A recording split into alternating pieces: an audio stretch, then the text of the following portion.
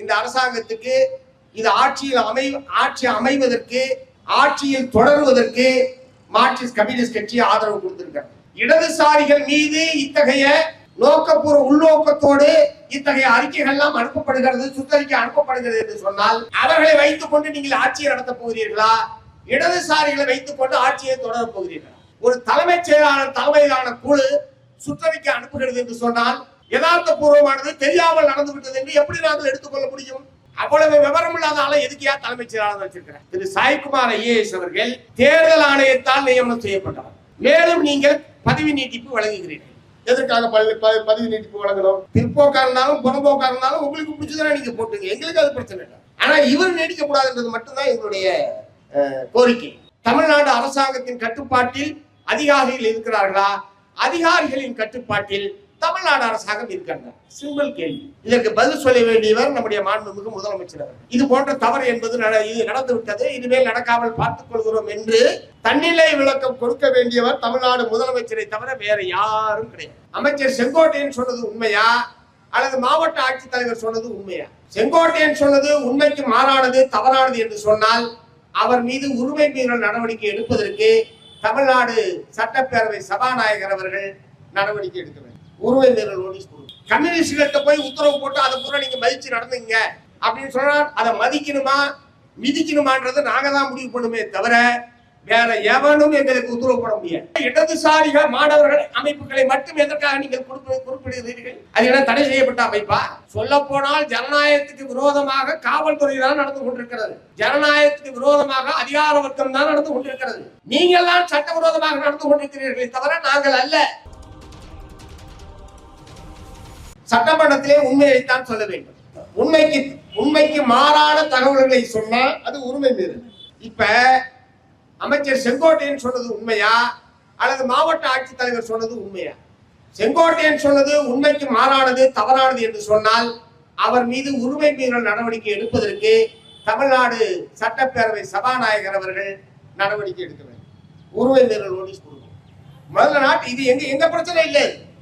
ஒரு மாவட்ட ஆட்சித்தலைவரும் சம்பந்தப்பட்ட துறை அமைச்சரும் மாறி மாறி வேறுபட்ட தகவல்களை நாட்டு மக்கள் முன்னால் தெரிவித்துக் கொண்டிருக்கிறார்கள். எது உண்மை என்கிற தகவல் தமிழ்நாட்டு மக்களுக்கு தெரியப்படுத்த வேண்டியது உங்களுடைய பொறுப்பு. ஆகவே உரிய விசாரணை நடத்தி அமைச்சர் செங்கோட்டையன் அவர்கள் தவறான தகவலை சட்டப்பேரவை தெரிவித்திருந்தால் அவர் மீது நடவடிக்கை எடுங்க.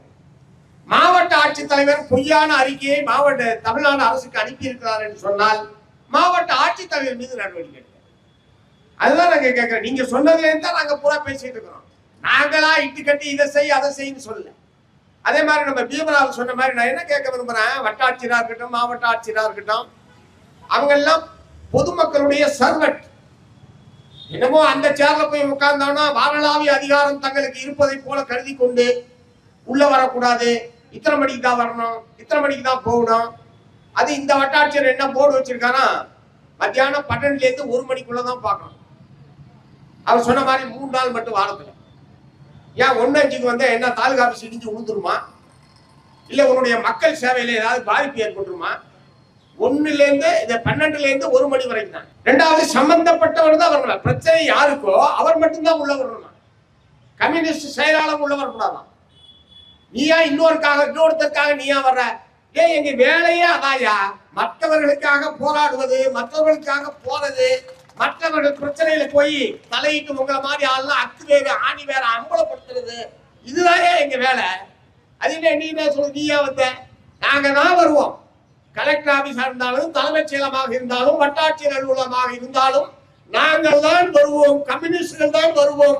யார் பாதிக்கப்பட்டாலும் நாங்கள் வருவோம்.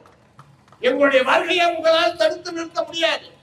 நீ வேணா போர்டை மாத்திக்க, நீ வேணா டயத்தை மாத்திக்க, நாங்க வருவோம். ஆனா அவர் கண்டிஷன் போட்டிருக்காரு, நீ வரக்கூடாது. அதை ஒட்டிதான் இந்த கணக்கெடுப்பே நடத்துறாரு.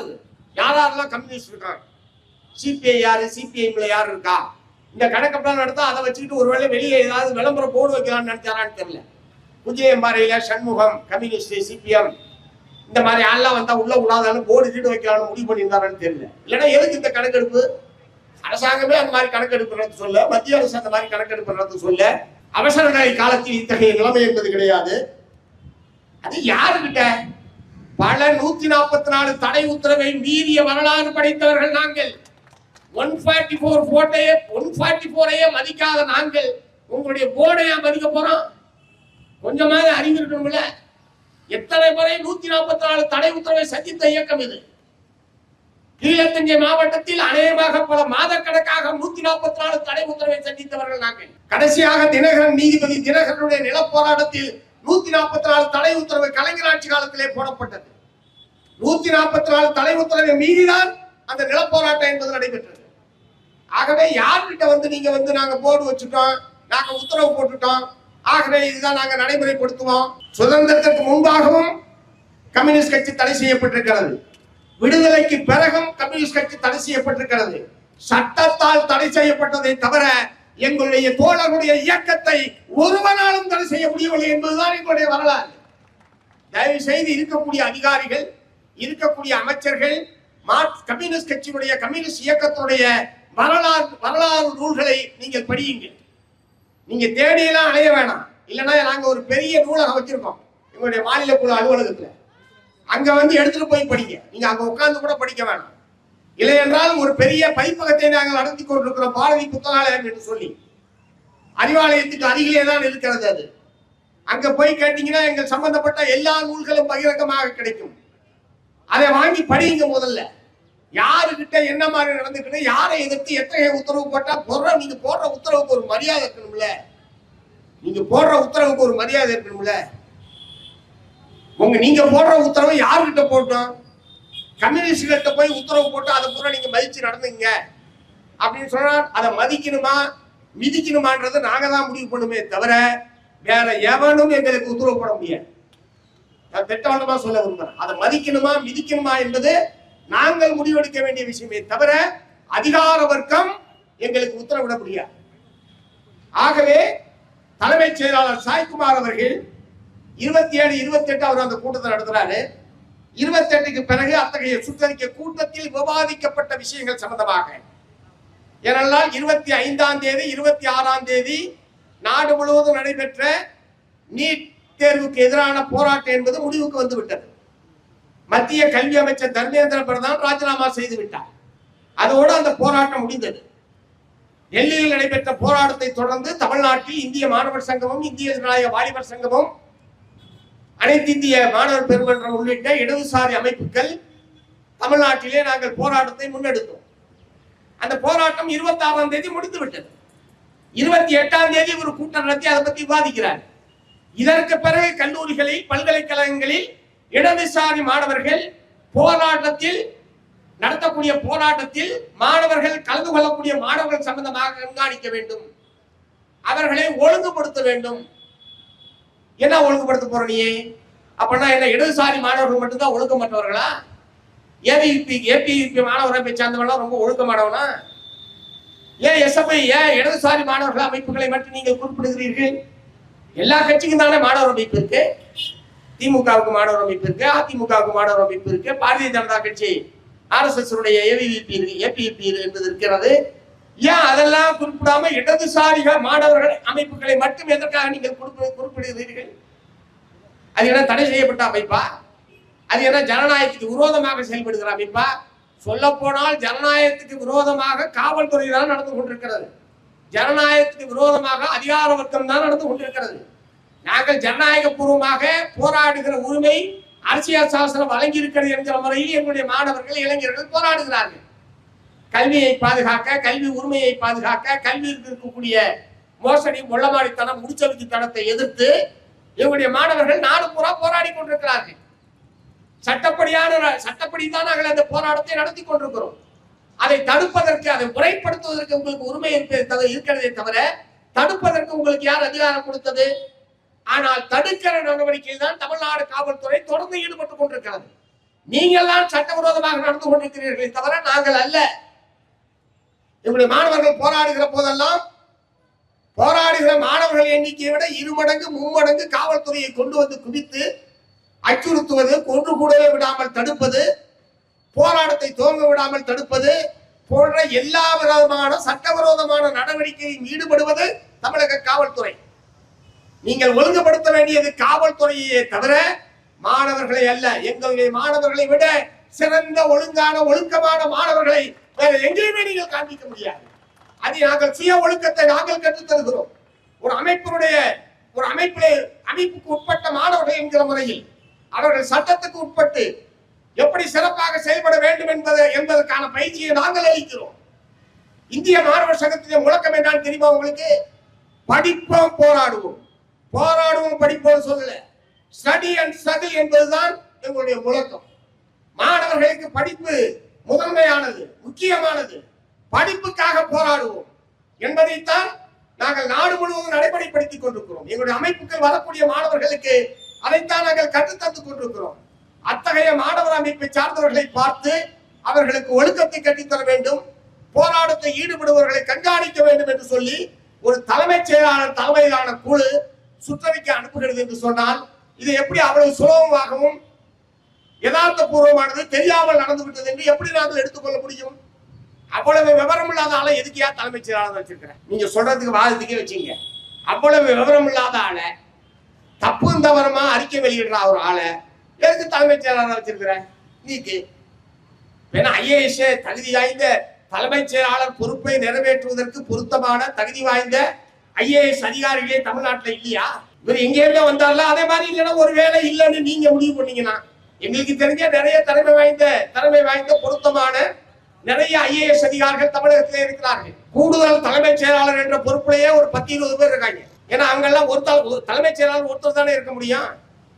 அதனால கூடுதல் தலைமைச் செயலாளர் 10-20 பேர் இருக்காங்க தமிழ்நாட்டில். ஒருவேளை இங்க இருக்கிற யாருமே லாய்க்கு இல்ல அப்படின்னு நீங்க முடிவு பண்ணா வெளியில இருந்து கூட கொண்டு வாங்க. நான் என்ன கேட்க விரும்புறேன், இவருக்கு எதுக்கு பதவி நீட்டிப்பு? இரண்டாவது, இவர் இங்கிருந்து ப்ரமோஷன் அல்லது பதவி நியமனம் செய்யப்பட்டவர் அல்ல. திரு சாய்குமார் ஐஏஎஸ் அவர்கள் இங்கு நியமனம் செய்யப்பட்டவர் அல்ல, தேர்தல் ஆணையத்தால் நியமனம் செய்யப்பட்டவர். நியமனம் செய்யப்பட்டவரை மேலும் நீங்கள் பதவி நீட்டிப்பு வழங்குகிறீர்கள். எதற்காக பதவி நீட்டிப்பு வழங்கணும்? பதவி நீட்டிப்பில் இருக்கிறவரை பதவியிலிருந்து நீக்கிடுங்க. நிரந்தரமான ஒரு தலைமைச் செயலாளரை பதவியில நீங்க போட்டுங்க. கம்யூனிஸ்ட போடணும்னு நாங்க சொல்லல, உங்களுக்கு வேண்டியாலே நீங்க போட்டுக்கீங்க. இடதுசாரியோ முற்போக்கோ பிற்போக்கா இருந்தாலும் புறம்போக்கா இருந்தாலும் உங்களுக்கு பிடிச்சதுனா நீங்க போட்டுங்க, எங்களுக்கு அது பிரச்சனை இல்லை. ஆனா இவர் நீடிக்கக்கூடாதுன்றது மட்டும்தான் எங்களுடைய கோரிக்கை. இவர் நீடிக்கப்படாது. இந்த மாதிரியான ஒரு தவறை செய்தவர் அந்த பொறுப்பினை நீடிக்க கூடாது என்பதுதான் எங்களுடைய கோரிக்கை. உடனடியாக அதன் மீது எப்படி உயர்கல்வி ஆணையர் சுற்றறிக்கை அனுப்பினால் அவருக்கு விளக்கம் கேட்டு விசாரணை விளக்கம் கேட்டு நீங்கள் நோட்டீஸ் அனுப்பியிருக்கிறீர்கள். இதற்கு மூல காரணமாக இருந்தவர் சாய்குமார் ஐஏஎஸ் தலைமைச் செயலாளர் அவர்கள்.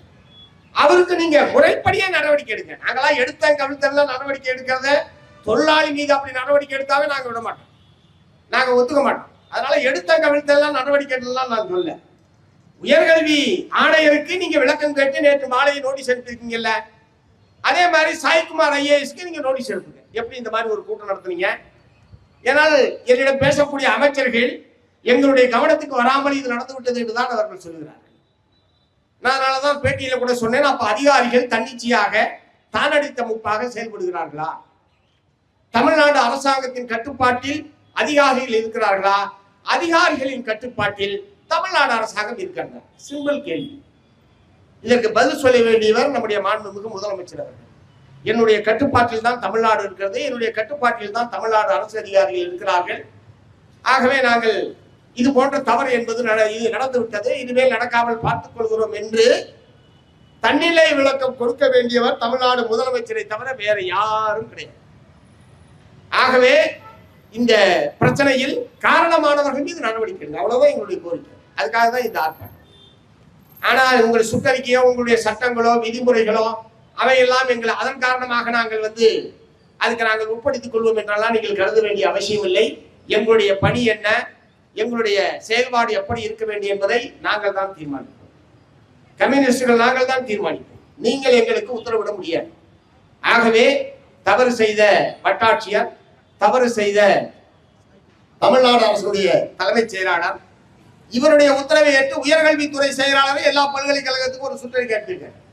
எல்லா பல்கலைக்கழகங்களுக்கும் அது இன்னும் திரும்ப பெறப்படவில்லை.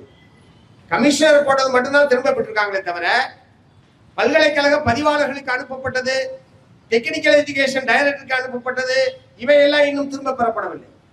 அந்த சுற்றறிக்கைகளும் திரும்ப பெறப்பட வேண்டும். சுமூகமான நிலைமையில் நாங்கள் இந்த அரசாங்கத்துக்கு இது ஆட்சி அமைவதற்கு, ஆட்சியில் தொடர்வதற்கு மார்க்சிஸ்ட் கம்யூனிஸ்ட் கட்சி ஆதரவு கொடுத்திருக்கிறது, இந்திய கம்யூனிஸ்ட் கட்சி ஆதரவு கொடுத்திருக்கிறது. இது தெரியாதவரா தலைமைச் செயலாளர், இதை தெரியாதவரா வட்டாட்சியர், மாவட்டாட்சியர்.